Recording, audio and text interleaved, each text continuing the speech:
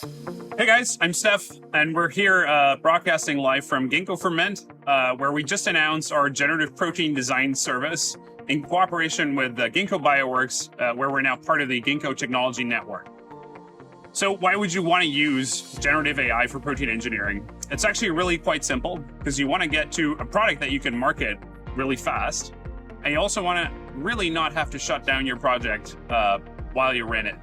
This is, I think, a really great example of an enzyme called P450 that we worked on for one of our customers. And they did around 10 rounds of optimization to make this molecule go faster. However, they weren't making progress fast enough, really. And so they started using Cradle, and in the last 3 subsequent rounds, they hit target product profile. So they got to an enzyme that was actually marketable. I think this is really the power of generative AI for protein engineering. We're really excited to be working with Ginkgo because they have a really, really awesome high throughput lab infrastructure. And it reminds me a little bit of back in the day when I was interning for the first time at Google. I was really in awe by all of the massive infrastructure that was available to build applications and then scale them. But coming to biotech, really that didn't exist.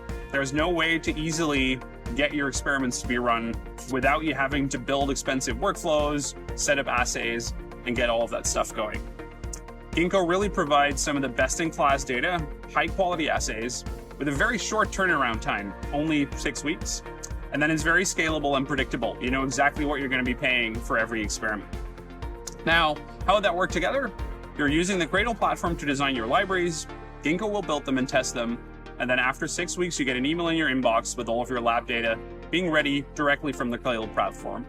Let's look at what that looks like. So normally what our customers would be doing is they'd be using the app to design sequences, evaluate them, discuss them with their team, and at some point decide that they were going to run the experiments. Now, typically what would happen today is that they would download these sequences, go to twist.com, get them made, and then run these experiments within their own lab. What we're introducing today is the Built with Ginkgo button, where you can just click a button and get to ordering your sequences directly from our web app. This is what that looks like. You can directly see what it's going to cost. You can select what assays you want to run and order it directly from the Cradle web app. I'm super excited that we're also announcing our first launching customer today, ScienceCo, who you may know as Solvay. They're one of the largest chemical and advanced materials companies in the world, and they'll be using this service for the first time.